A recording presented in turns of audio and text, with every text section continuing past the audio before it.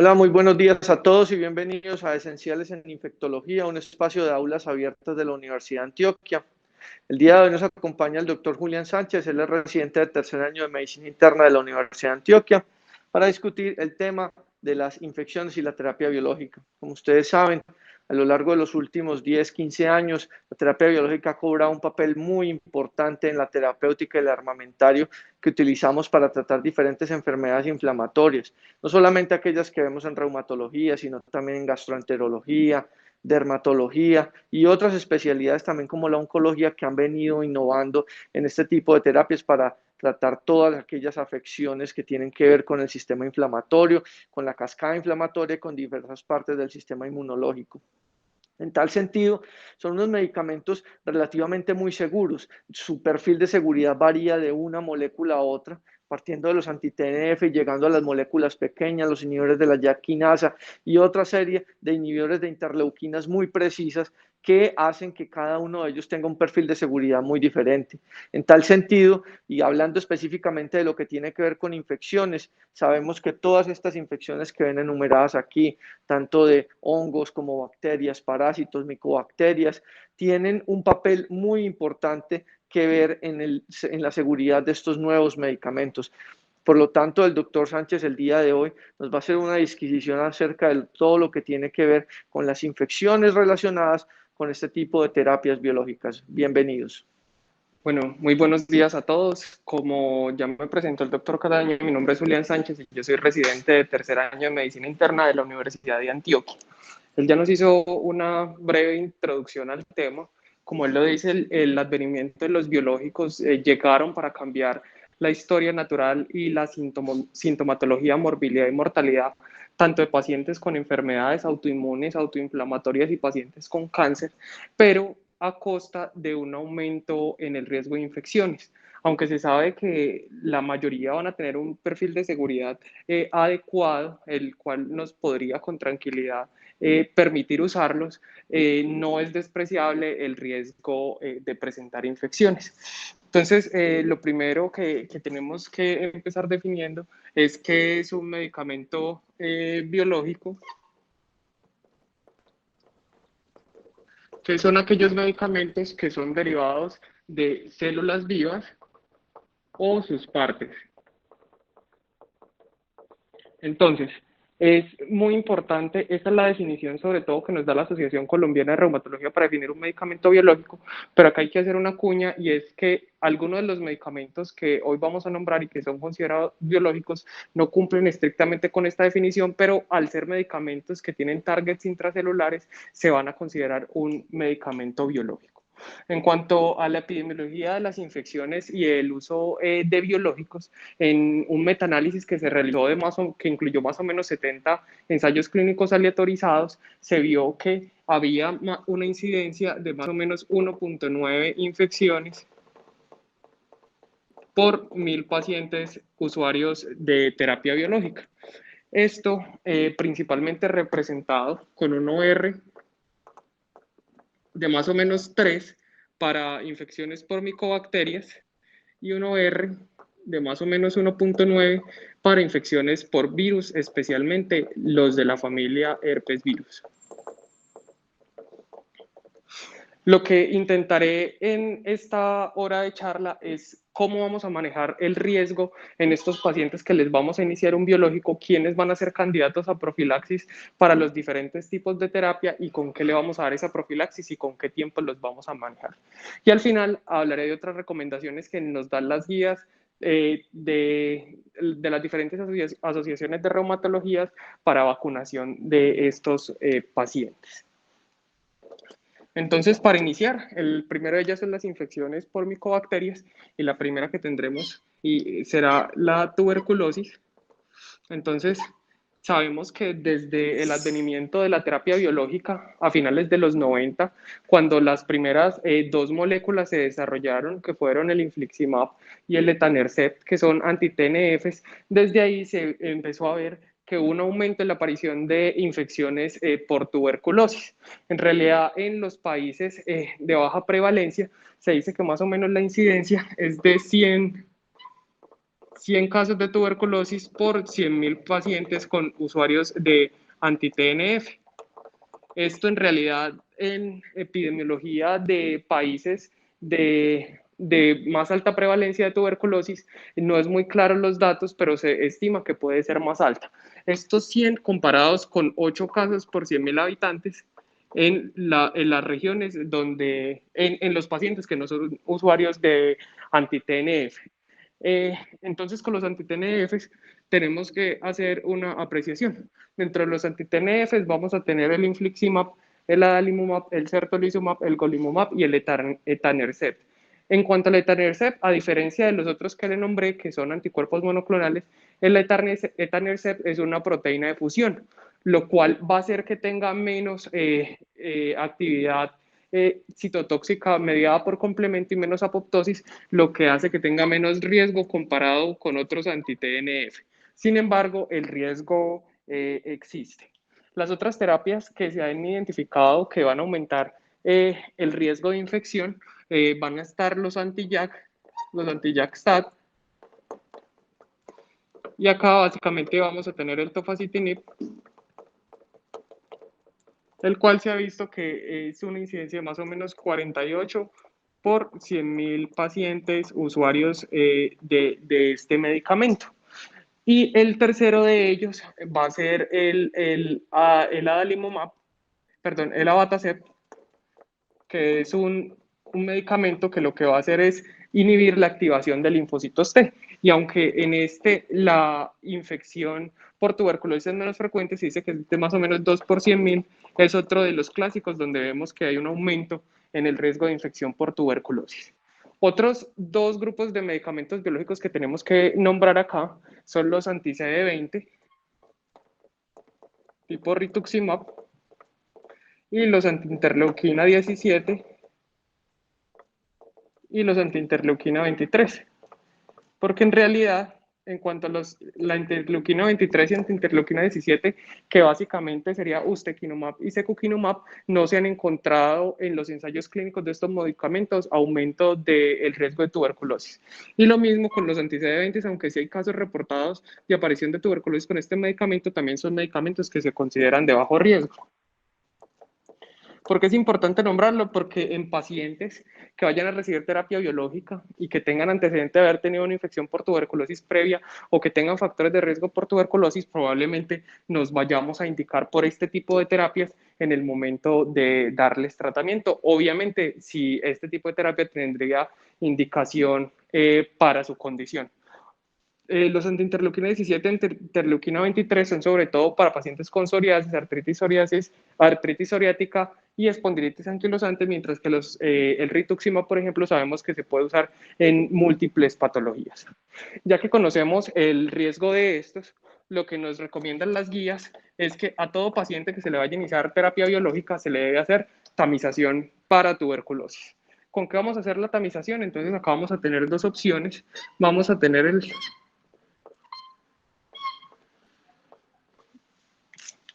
Perdón. Entonces acá vamos a tener dos opciones, que es la prueba de la tuberculina y el test de liberación de interferón gamma. Entonces, estos van a tener unas ventajas sobre los otros. Dentro de las ventajas del test de tuberculina es que va a ser más barato.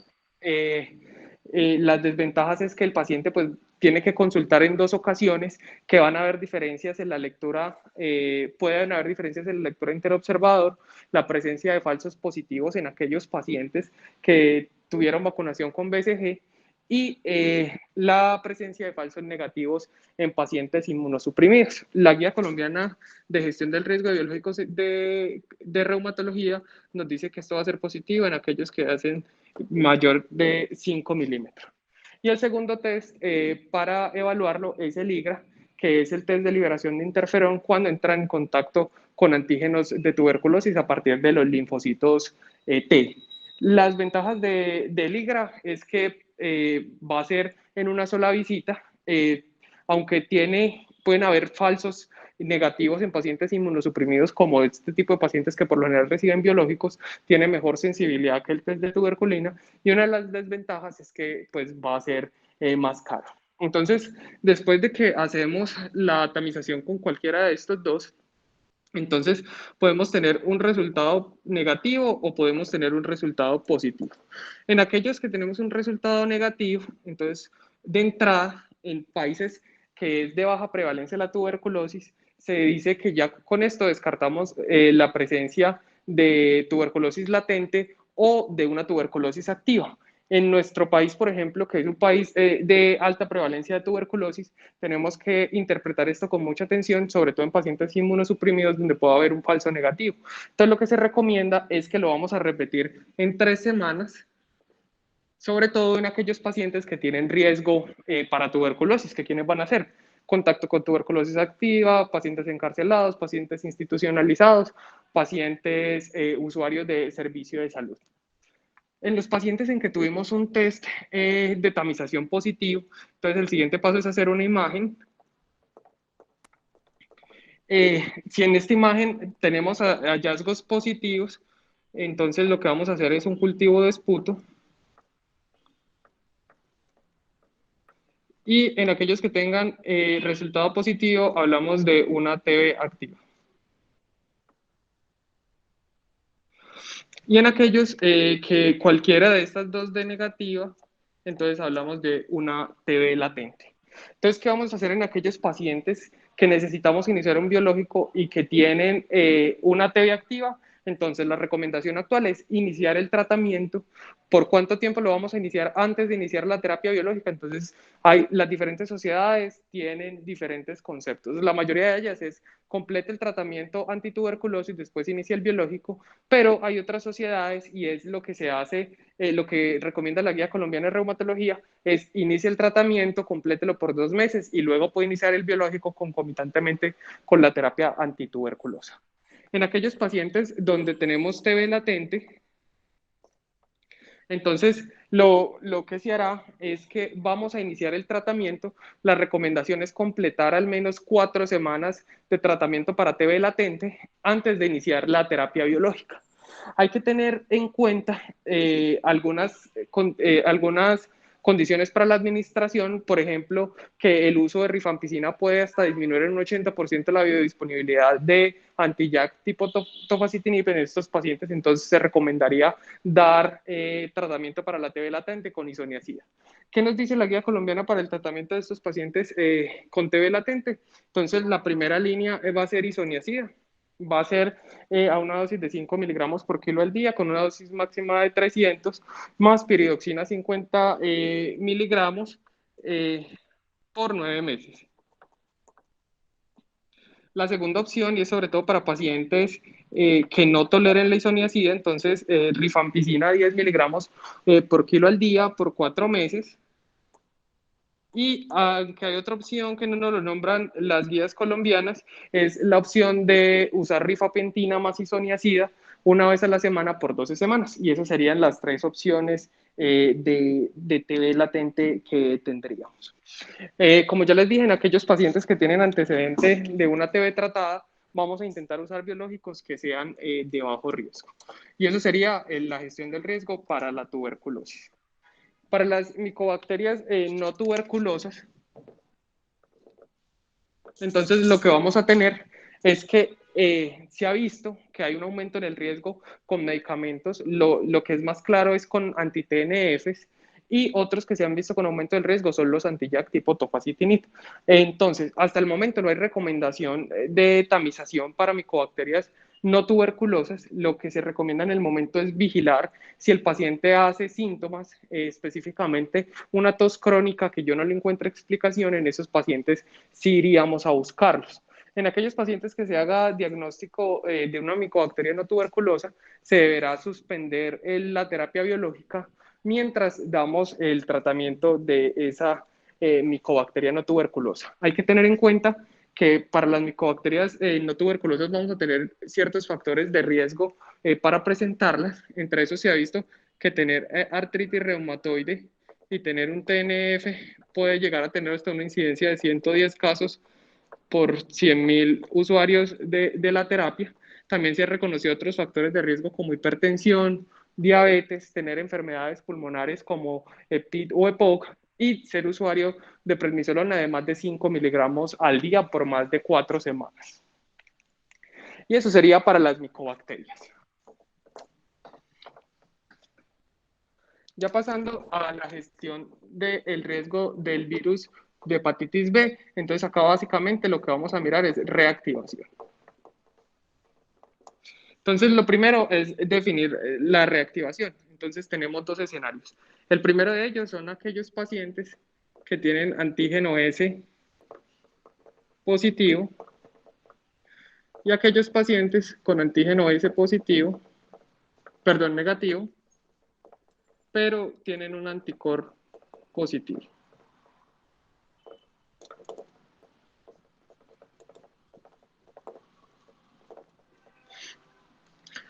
Entonces, ¿cómo vamos a definir reactivación? Entonces, en aquellos pacientes que solo tienen anticorpo positivo, va a ser la aparición de cualquier carga viral de ADN del virus o la aparición de un antígeno S positivo. Mientras que en estos pacientes va a ser el aumento de la carga viral. Entonces, más de 2 logaritmos para aquellos pacientes que tienen un nivel basal o más de 3 para los que se desconocía, para los que no tenían ninguna carga viral conocida. ¿Cómo vamos a hacer la gestión del riesgo de estos pacientes? Entonces, estos pacientes, el riesgo, según el biológico que usemos, lo vamos a clasificar en alto riesgo, aquellos pacientes que tengan más del 10% de probabilidad de reactivación, riesgo moderado, que sea de 1 a 10%, y bajo riesgo, aquellos pacientes que sean menos del 1% del riesgo de reactivación. Entonces, según el tipo de medicamento que usamos, vamos a clasificar este riesgo. Entonces, vamos a considerar medicamentos de alto riesgo. Entonces, acá vamos a tener los anti-TNF, que son todos los que ya les había nombrado. Acá vamos a tener los antilinfocitos B. Y no digo anti-CD20 porque pues acá entrarían otros antilinfocitos B como los anti-CD30 como el brentuximab o el anti-CD38 como el daratumumab, que entrarían aquí. También acá tendríamos los que hacen inhibición directa contra los linfocitos T, que acá tendríamos el alantizumab, los que hacen inhibición de activación de linfocitos T,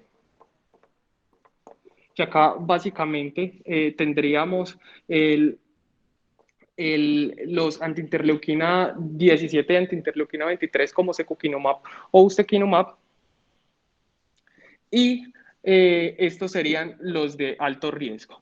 Los de riesgo moderado, entonces acá vamos a tener ITCAS, que no son multitarget. Acá también vamos a tener los antiinterleuquina 1, como el anakinra y el canakinumab. Vamos a tener también los antiinterleuquina 6, como el tocilizumab. Y los de bajo riesgo,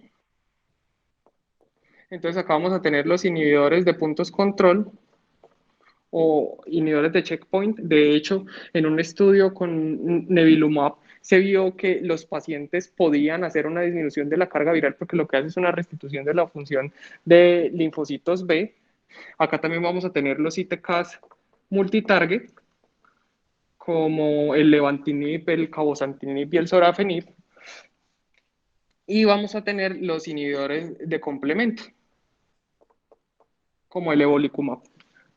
Entonces, ya cuando hacemos la clasificación de los diferentes tipos de medicamentos, entonces vamos a hacer una gestión del riesgo dependiendo del perfil serológico de mi paciente. Entonces, esta clasificación del riesgo así es para los pacientes que tienen antígeno S positivo. En aquellos pacientes que tienen un anticuerpo positivo, pero con un antígeno S negativo, entonces va a haber algunas diferencias. Y las principales diferencias es que todos estos medicamentos de alto riesgo van a pasar a ser riesgo moderado, excepto uno de los antilinfocitos B, que es el rituximab. De resto, el belimumab, el brentuximab, y el resto de antilinfocitos B van a pasar a ser riesgo moderado. El resto, el riesgo continúa igual. Entonces, ¿a qué pacientes, dependiendo del riesgo, yo les voy a dar profilaxis? Entonces,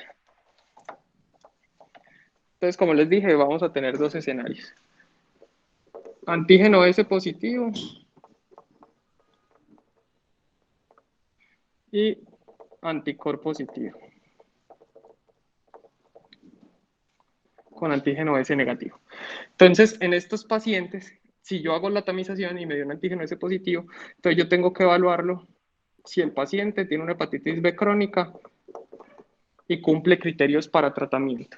Si el paciente no cumple criterios para tratamiento y yo le voy a iniciar el tratamiento con un biológico, entonces yo lo que tengo que hacer es, si el paciente es de alto riesgo o moderado, entonces estos son pacientes que van a recibir profilaxis. Si, en cambio, es un paciente de bajo riesgo, entonces lo que tenemos que hacer es cada 3 meses hacer una carga viral y medir antígeno S con medición de ALT.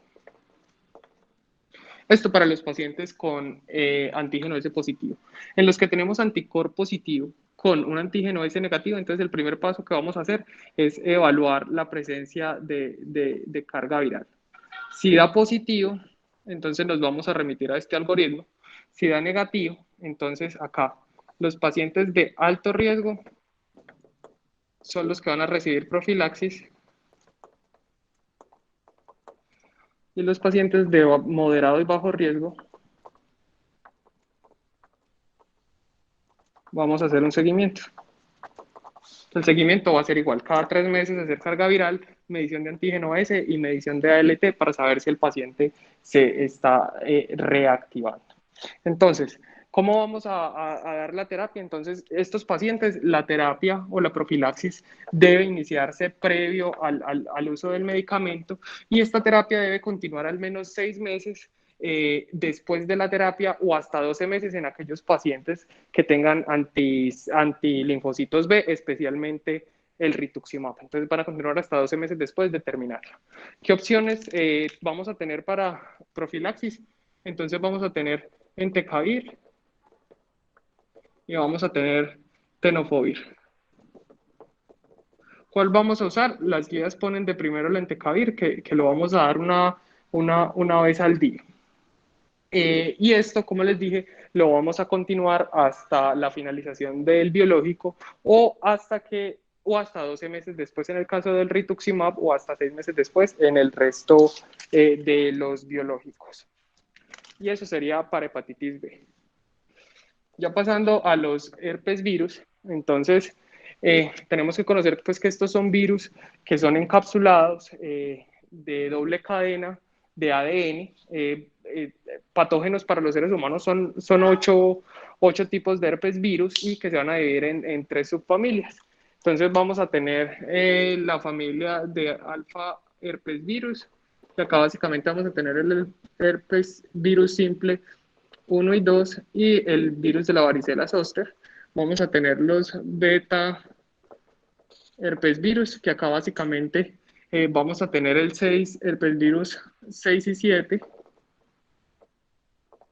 y citomegalovirus. Y los gamma herpes virus, que acá básicamente vamos a tener el virus de Epstein-Barr y vamos a tener el herpes virus 8, que es el responsable del sarcoma de Kaposi. ¿Cuáles son los virus, los herpes virus que nos interesan para los pacientes usuarios de biológicos? Entonces, básicamente van a ser los herpes simplex, el varicela zoster virus y el citomegalovirus, porque son los que se han demostrado que pueden aumentar la reactivación en estos pacientes. Entonces, iniciando con la gestión del riesgo, entonces lo primero son los anti-TNF y los anti-CD20. Entonces, en estos los datos de reactivación, aunque sí se han reportado que se pueden reactivar, son conflictivos, entonces hasta el momento no se recomienda profilaxis. A no ser, sobre todo en el caso de los antecedentes tipo rituximab, que yo tenga un factor de riesgo adicional, que serían más de 20 miligramos de prednisolona, o su equivalente, entonces este paciente sería candidato para terapia con profilaxis. Otros tipos de biológicos que vamos a necesitar dar profilaxis, entonces acá tenemos otros antilinfocitos B como el anti-CD30, que es el brentuximab. Este es un medicamento que se usa en pacientes que van a ser llevados a trasplante de médula ósea después de un linfoma Hodgkin. Por lo general, solo se da una dosis. Y en estos pacientes se recomienda dar la profilaxis contra herpes virus y varicela zoster virus. Y es la única indicación para profilaxis con citomegalovirus en biológico, pero la indicación es si el paciente va a recibir una dosis adicional de brentuximab. También tenemos los anti-CD38 como el daratumumab, que es en pacientes con mieloma múltiple, ellos también van a tener indicación de tenerlo. También los anti-JAK-STAT,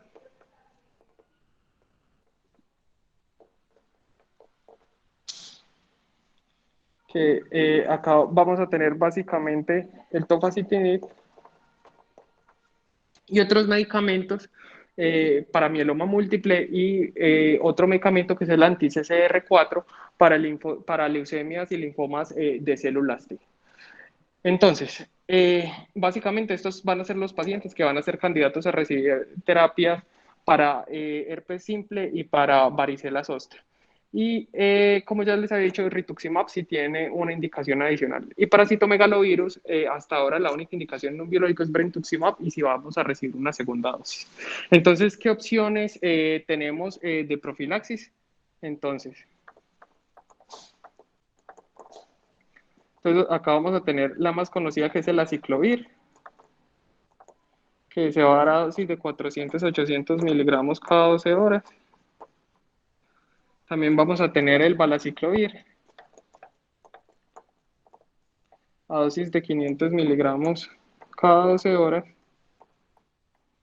Y el famciclovir a dosis de 250 miligramos cada 12 horas. Y esta sería la gestión del riesgo para los pacientes con herpes virus. Para las infecciones fúngicas, entonces, los medicamentos, los biológicos que se han visto con más aumento del riesgo, básicamente son los anti-TNF, algunos antilinfocitos B, los antiinterleuquina 17, interleuquina 23, esto especialmente para cándida, y la forma en que lo van a hacer, sobre todo los anti-TNF, es que va a haber una disminución del interferón gamma. Al haber en presencia de interferón gamma, las células mononucleares van a expresar TLR2 y 4 que van a activar una respuesta inmune en respuesta a las células de los hongos, entonces van a montar respuesta inmune contra los hongos y ese es el mecanismo por el cual pueden presentarlo. Hasta el momento, la indicación de profilaxis en estos pacientes van a ser dos. La indicación de profilaxis va a ser para pacientes con brentuximab. Entonces, aunque en los ensayos clínicos de brentuximab no se vio un aumento en el riesgo de infecciones fúngicas, estaban incluidos en el protocolo y por eso es que se recomienda. Y en pacientes con rituximab, sobre todo aquellos pacientes que tienen factores de riesgo adicionales. Y eso serían las infecciones fúngicas.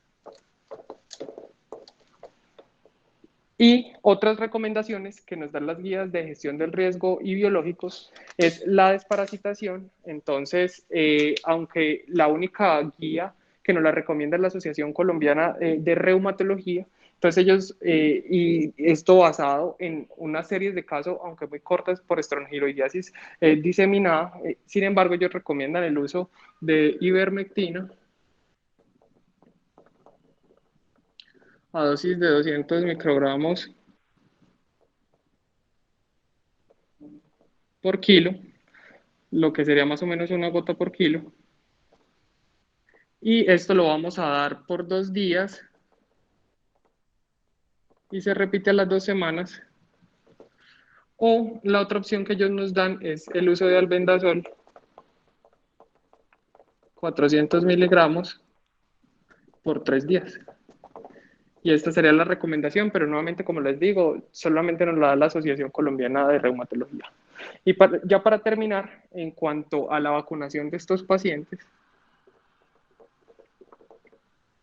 entonces, mientras estén recibiendo terapia biológica, entonces no se recomiendan el uso de vacunas vivas atenuadas en aquellos pacientes, aunque esto es conflictivo entre las diferentes guías, sobre todo ACR y ULAR.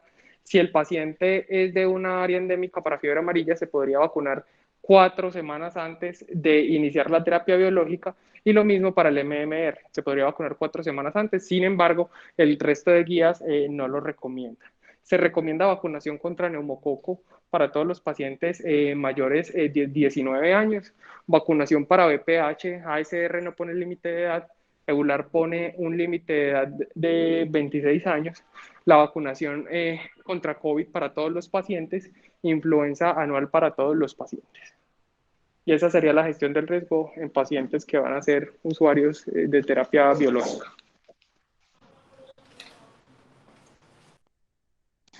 Bien, Julián, la idea entonces con esto fue darles un repaso general de lo que tiene que ver con las infecciones en terapia biológica. Yo voy a tratar de puntualizar algunos aspectos relevantes que tienen que ver con este aspecto en particular. Lo primero es que, como pudieron ver, el riesgo de las infecciones con las diferentes terapias biológicas varía de un grupo de moléculas, y dentro de ese grupo de moléculas, dependiendo de cuál sea el target específico que inhiban, también van a haber unas más específicas que otras. Hay que determinar entonces, en el caso de las micobacterias, que para nuestro país tuberculosis sigue siendo lo más importante, y es lo primero que debemos tener en mente. La mayoría de los estudios de terapia biológica son realizados en Estados Unidos y en Europa, donde la incidencia de tuberculosis es relativamente baja, donde ellos solamente le hacen tuberculina a los pacientes extranjeros y no lo tienen tan en cuenta en los pacientes nativos de sus países por la baja incidencia y por la posibilidad de reactivación en los inmigrantes que llegan a sus países, sobre todo provenientes de India y provenientes de Latinoamérica. En tal sentido, entre nosotros, que es un panorama completamente diferente, debemos tener en cuenta siempre la tamización con la tuberculina. Más recientemente hemos podido utilizar los IGRAS, dentro de ellos el que tenemos disponible entre nosotros, el cuantiferón. Dos técnicas totalmente diferentes. La tuberculina, como ustedes saben, es la aplicación de esta intradermorreacción que se lee a las 48-72 horas y que por tanto requiere un desplazamiento del paciente para la lectura posterior. Eso tiene algunos inconvenientes dependiendo del área geográfica de nuestro país que estemos analizando. Entonces, pues para algunas situaciones no es lo ideal, pero es, digamos, la más económicamente accesible. De otro lado tenemos el cuantiferón, que lo que nos determina es específicamente el interferón que liberan nuestras células de defensa en respuesta a la presencia de la micobacteria en forma latente. Ninguna de las dos nos hace diferencia entre tuberculosis activa y tuberculosis latente. Solamente nos dice hay presencia de la micobacteria, pero no nos dice la replicación o la actividad de la misma. Aquí, como les decía Julián, se considera mayor de 5 milímetros, pero este 5 milímetros es en los pacientes que ya vienen recibiendo algún tipo de medicamento antiinflamatorio o medicamento inmunosupresor. Para el que viene, por ejemplo, que es muy común que suceda en pacientes con psoriasis, que vienen presentando simplemente las placas y que reciben terapia tópica o que reciben fototerapia. Para estos pacientes el punto de corte sigue siendo 10 milímetros para determinar la positividad del mismo. En el cuantiferol simplemente nos dan una fracción numérica que de acuerdo a un punto de corte se considera positiva o negativa. Pero esto es muy importante, el punto de corte en la tuberculina, porque varía dependiendo del grado de inmunosupresión de su paciente. También si el paciente está en falla renal, si el paciente tiene algún factor de inmunosupresión, ya sea medicamentosa o por su enfermedad per se, para determinar cuál va a ser el punto de corte, 5 o 10 milímetros. Otra cosa importante que debemos tener en cuenta con respecto a la tuberculina es que estos pacientes, una vez que son tamizados la primera vez, si nos da muy en el borde, 5 milímetros, 4 milímetros, 3 milímetros, recuerden que esto es operador dependiente y que va a depender de la experticia que tenga la persona que realiza la prueba para medir el diámetro exacto del área de induración. Es muy diferente induración a eritema. Usualmente el eritema es mucho más amplio que la induración y por eso no se puede leer el eritema, se lee la induración que produce, porque entonces estaríamos dando falsos positivos o una lectura falsamente positiva de la interpretación de la tuberculina. Entonces, tuberculina lo tiene que hacer un personal altamente entrenado, se aplica 0.1 mililitros de la solución que ya viene preparada y se esperan, como les digo, 48 a 72 horas para leer la induración, no el eritema. Con esto, entonces, de acuerdo al algoritmo que Julián les mostraba, usted define qué pacientes van a tratar y hay varios esquemas para tratar. El que actualmente más utilizamos por su disponibilidad y por su tolerancia es el esquema con isoniazida más piridoxina por 6 a 9 meses. Hasta hace muy poco, tal vez a finales del año pasado, utilizamos un esquema de 9 meses. Actualmente lo hemos logrado disminuir a 6 meses con unas tasas muy aceptables de reactivación, de manera que esta es como la indicación en general. Hay otros que utilizan isoniazida más rifapentina y hay otro también con rifampicina. El problema de todo esto con el de rifapentina es la disponibilidad en nuestro medio, no siempre está disponible y cuando hay un pequeño lote, pues uno no le puede garantizar al paciente que finalmente lo va a poder concluir con el mismo medicamento, entonces empieza a cambiar de este a este o a este, entonces se vuelve un poco complejo para los pacientes poder entender el esquema.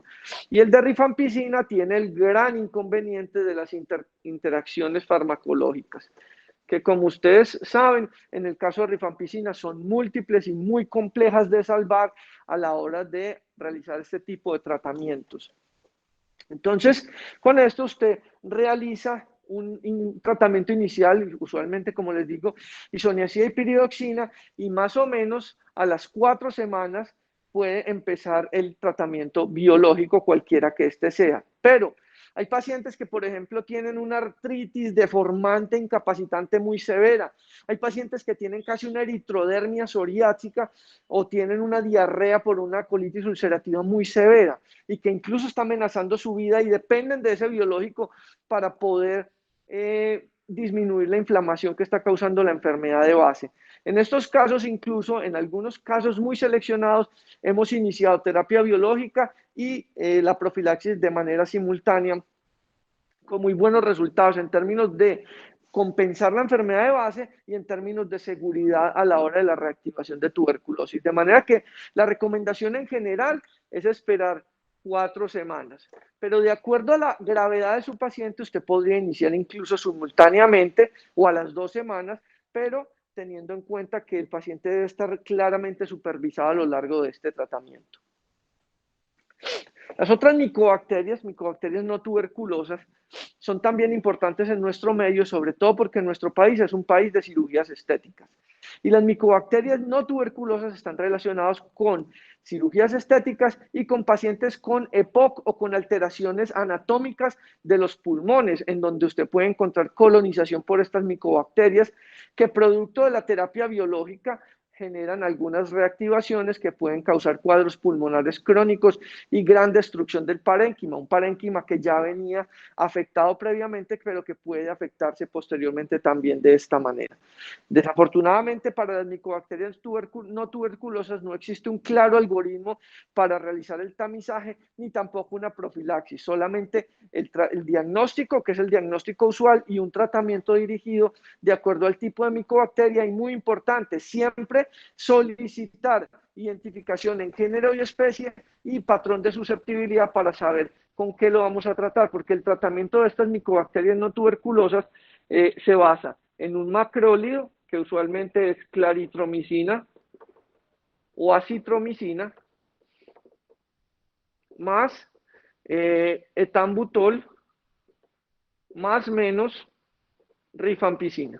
Entonces miren que es un tratamiento complejo, es un tratamiento largo, más de un año de tratamiento. Entonces, cuando uno va a meter al paciente en esto, en un año de tratamiento, con un macrólido que es cardiotóxico, con etambutol que es oftalmo, que produce trastornos oftálmicos, y rifampicina, que no solamente sus interacciones farmacológicas, sino también lo que tiene que ver con la hepatotoxicidad, pues entonces estamos hablando de que hay que hacer muy bien el diagnóstico antes de meter al paciente en este cuento tan largo y tan complejo. En el caso de la hepatitis B, lo más importante es saber interpretar las pruebas diagnósticas de la hepatitis B. Claramente, si el paciente tiene un antígeno de superficie de hepatitis B positivo, pues aquí no hay duda, el paciente está infectado y hay que determinar la posible evolución de esa infección y el impacto en términos de las transaminasas y en términos de la ecografía, para saber si el paciente ya no está evolucionando a una cirrosis o a un hepatocarcinoma, porque desconocemos la evolución de este antígeno de superficie. Y lo otro es la carga viral de hepatitis B, para definir entonces si el paciente requiere algún tipo de tratamiento. Esta misma interpretación nos sirve para interpretar el antígeno core de hepatitis B cuando está positivo, y tengan mucho cuidado en la interpretación de este core, porque varios laboratorios lo reportan de diferente manera. Para algunos laboratorios, mayor de 1 es positivo, y para otros menor de 1 es positivo. Entonces, mucho cuidado, que no siempre que el antígeno core tiene un valor positivo, un valor entero, significa positividad. A veces el positivo es un 0.01. Entonces, mucho cuidado, cuando ven un antígeno core y ven el valor, no interpreten inmediatamente el valor. Fíjese ese laboratorio, cuáles son los puntos de corte y los valores de referencia que utiliza para la prueba, porque dependiendo de la metodología que utilicen, el valor informado y la interpretación del mismo cambia. Ya como les decía Julián, una vez interpretado esto, el tratamiento de elección sería el entecavir, sobre todo y muy importante para que lo tengan en cuenta en los anti-CD20 tipo rituximab, porque son los que más se reactivan y los que más complicaciones e inflamación tienen en el corto y mediano plazo. Los herpes virus son tal vez uno de los eventos secundarios más frecuentes en general con la terapia biológica. Usualmente son reactivaciones leves, estamos hablando de pacientes que, perdón, de pacientes que desarrollan herpes labial o herpes genital recurrente en relación con alguna de estas terapias. Una cosa muy importante es que esto depende también de la dosis de inmunosupresión que le den al paciente y de la relación con los esteroides. A mayor dosis de inmunosupresión, a mayor dosis de esteroides, mayor es el riesgo también de reactivación del herpes oral y el herpes genital, que lo ideal sería poder modificar la terapia inmunogénica que está recibiendo el paciente, pero si no es posible, habría que hacer una terapia supresiva. Terapia supresiva que ustedes la pueden ver realizar con aciclovir. A mí me gusta más con valaciclovir, porque en este tendríamos que darle al paciente 400 miligramos cada 12 horas, mientras que con este sería 1 gramo al día. Mucho más fácil de tomar, mucho mejor tolerado, pero tengan en cuenta vigilar los efectos secundarios, principalmente a nivel renal, porque todas estas moléculas se pueden cristalizar y producir cálculos a nivel renal y alterar la función renal. Entonces, aunque son moléculas muy seguras, son tal vez de los antibióticos más seguros que tenemos actualmente, tengan en cuenta que tienen efectos secundarios principalmente a nivel renal y que esto puede hacer que de alguna manera el paciente, cuando son tratamientos muy a largo plazo, profilaxis muy a largo plazo, pues tengamos que tener en cuenta esto a la hora de administrarlos por largos periodos de tiempo. Uno tal vez de los que herpes virus que más temor nos genera son las reactivaciones de varicela zoster virus, puesto que si bien la mayoría de las personas en nuestro país, 90-95%, tenemos anticuerpos, las generaciones más recientes nunca les dio varicela, nunca se vacunaron contra varicela, puesto que es una enfermedad que está relativamente bien controlada en nuestro país, producto de la inmunidad natural más la vacunal. Entonces, el problema con varicela zoster virus son las infecciones primarias en pacientes inmunosuprimidos, porque usualmente son infecciones diseminadas. Y entonces ustedes van a ver pues el brote de varicela muy severo y diseminado, pero también el compromiso visceral, principalmente a nivel hepático, pulmonar y encefálico. Entonces, una encefalitis por varicela es muy diferente a una encefalitis por herpes. Esta es de un pronóstico más ominoso, de un tratamiento que es más urgente y con un problema actual, y es que tenemos un desabastecimiento del aciclovir intravenoso. Entonces, en un paciente de estas características, inmunosuprimido, que tiene una reacción de reactivación por varicela, pues nuestro tratamiento, que debiese ser aciclovir intravenoso, pues ya pasa a ser valaciclovir, que es mucho más tóxico en términos de toxicidad medular y de leucopenia secundaria a esto. Entonces, ténganlo en cuenta. Aciclovir intravenoso sigue siendo el tratamiento de elección, pero en casos de desabastecimiento y como segunda línea sería el ganciclovir, perdón, aquí no es valaciclovir, sino ganciclovir. Ganciclovir, que es mucho más tóxico a nivel medular. Siguiendo entonces con los hongos, en los hongos uno de los aspectos más importantes es que nosotros somos un país endémico de hongos. ¿De cuáles hongos? Principalmente de histoplasma, de criptococo y, muy importante, de paracoccidioides. Entonces estos tres hongos, al igual que otro también importante, Aspergillus, estos cuatro hongos, perdón, son tal vez de los más endémicos que tenemos entre nosotros, y el riesgo de cada uno de ellos en un paciente en particular inmunosuprimido con alguna terapia biológica va a depender de la epidemiología del sitio donde se desenvuelva. No es lo mismo para este tipo de hongos alguien que viva en la ciudad, alguien que viva en el campo, alguien que conviva con construcciones, alguien que conviva en un apartamento donde no hacen ninguna remodelación, alguien que tenga acceso a agua potable, alguien que no lo tenga, alguien que tenga contacto con aves y murciélagos, alguien que no tenga este contacto. Entonces, todos estos factores epidemiológicos tan importantes en el interrogatorio en un paciente con enfermedad infecciosa cobran una vital relevancia en los pacientes con terapia biológica, porque estos cuatro hongos son fundamentales a la hora de considerarlos, por una razón muy importante, y es que su cuadro clínico va a variar dependiendo del órgano afectado, pero todos pueden producir enfermedad diseminada. Y una enfermedad diseminada por cualquiera de estos hongos es muy parecida a una tuberculosis igualmente diseminada.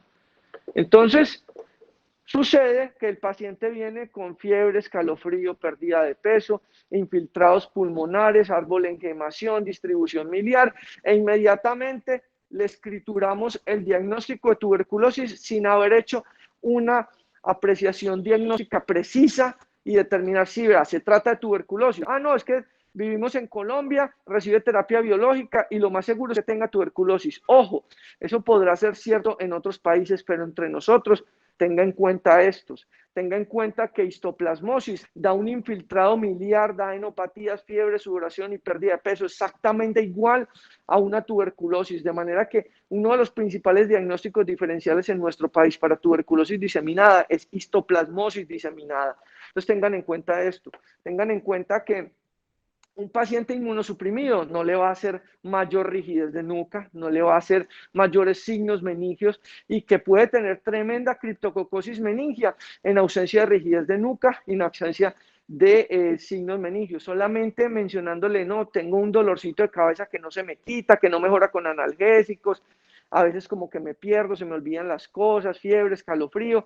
Esos son síntomas iniciales de lo que puede ser una criptococosis. Ya entra usted a analizar cómo es su entorno, cómo es la relación con las aves, las palomas, los murciélagos, porque es allí donde está el riesgo. Paracoccidioidomicosis es endémica en Colombia. La primera autoridad mundial de paracoccidioidomicosis está aquí en Medellín, la doctora Ángela Restrepo, y nos ha enseñado un montón acerca de este hongo y su epidemiología entre nosotros. Si bien Brasil también tiene un montón de casos, Colombia comparte el área geográfica y los factores de riesgo para paracoccidioidomicosis, y es muy importante que lo tengan en cuenta porque puede producir enfermedad diseminada, compromiso del sistema nervioso central, compromiso pulmonar, compromiso en piel y mucosas, compromiso en tracto gastrointestinal. Entonces tengan en cuenta también a paracoccidioidomicosis dentro de las micosis endémicas para un país tropical como nosotros. Y finalmente, COVID nos enseñó que Aspergillus está aquí y que es un patógeno oportunista que afecta no solamente a pacientes en quimioterapia, en pacientes que tienen un sistema inmunológico muy deteriorado producto de un trasplante o alguna otra enfermedad catastrófica como el VIH. Entonces, este hongo llegó para recordarnos que está ahí, que se asocia con remodelaciones, con construcciones, con demoliciones y que es un hongo oportunista en pacientes inmunosuprimidos de muy difícil diagnóstico y tratamiento, pero que entra nuevamente dentro de las posibilidades diagnósticas de este tipo de pacientes inmunosuprimidos. Y finalmente, para hablar algo acerca de vacunación del paciente en terapia biológica. Tengan en cuenta que lo ideal es vacunar al paciente antes de iniciar la terapia biológica, no cuando ya la está recibiendo y no cuando lleva ya mucho tiempo después de haberla iniciado.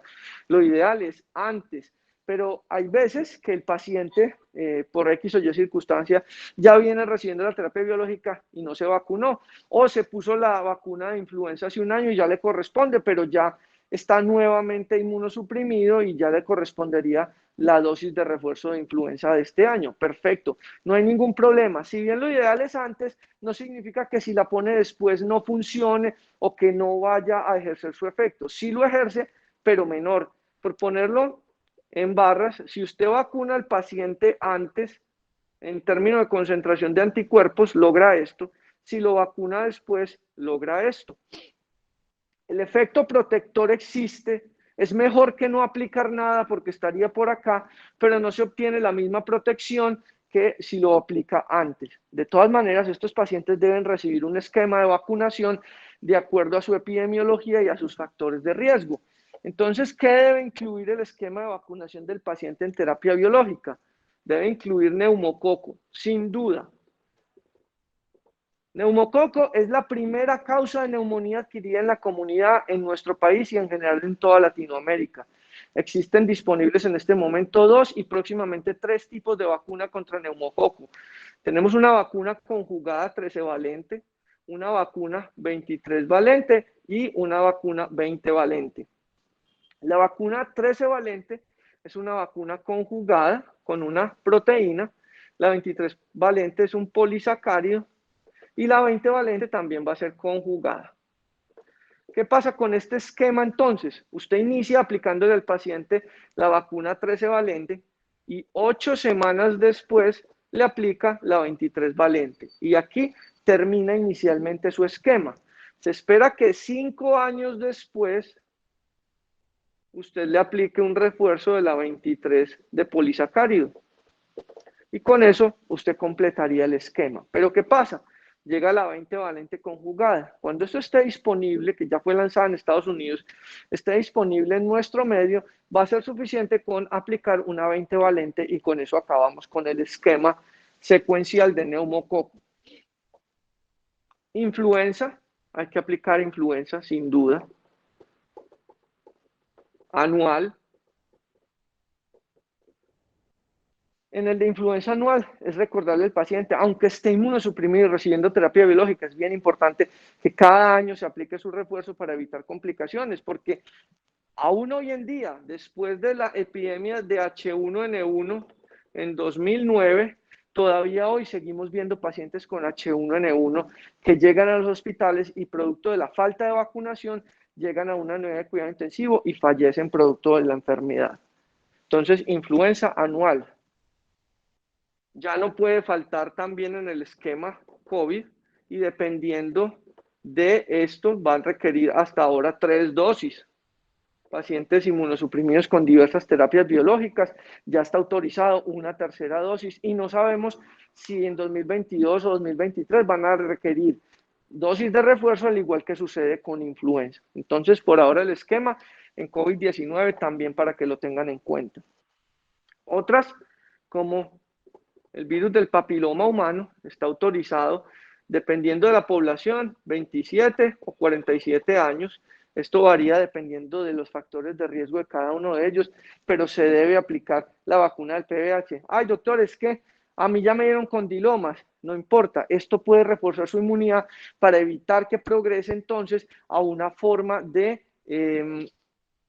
carcinomatosis, tanto cervical como anal, porque es que esto ya no solamente para mujeres, esto ya también se aplica a hombres o a mujeres que tienen sexo anal. Entonces protege no solamente contra el VPH cervical, sino también anal y rectal.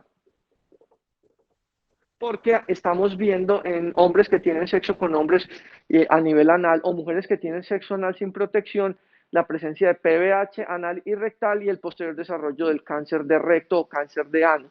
De manera que otra indicación más para tener en cuenta a el VPH en la vacunación. Otra muy importante, la vacunación de varicela zoster. Entonces, recuerden que varicela zoster son dos vacunas, son dos tipos de vacunas, la vacuna de varicela y la vacuna de zoster. La vacuna de varicela es una vacuna viva atenuada, es decir, a un paciente inmunosuprimido, si usted se la va a aplicar, tiene que suspenderle la inmunosupresión un mes, esperar un mes y aplicar la vacuna y esperar otro mes para reiniciar la inmunosupresión. Eso significa más o menos 2 meses sin tratamiento. Un paciente con una artritis reumatoidea severa, con una psoriasis severa, con una colitis ulcerativa severa. Entonces, por eso en muchos casos no se pueden vacunar una vez iniciada la terapia biológica. En este caso, en los pacientes que ya tienen la inmunoglobulina G positiva para varicela, lo que requieren es evitar que les dé una reactivación por un zóster, por la famosa culebrilla, cuya vacuna está dirigida precisamente es para evitar la neuralgia posherpética, porque tratar un herpes zóster en realidad, eso con 10 días de aciclovir sale. El problema real aquí es la neuralgia posherpética, esa neuralgia tan difícil de manejar en este grupo de pacientes y que debemos tenerlo en cuenta a la hora de vacunar a esta población. Existen 2 vacunas, una vacuna viva atenuada y una vacuna recombinante. Esta se llama Zostavax, está disponible en nuestro país, y esta se llama Shingrix. ¿Cuál es la importancia de esta diferencia? Que al ser una vacuna viva atenuada, no se le puede aplicar a un paciente inmunosuprimido, mientras que la vacuna recombinante, que dicho sea de paso es mucho más efectiva que la viva atenuada, sí se le puede aplicar a los pacientes inmunosuprimidos. Está disponible en Estados Unidos y se supone que iba a llegar en la pandemia, pero por obvias razones no llegó.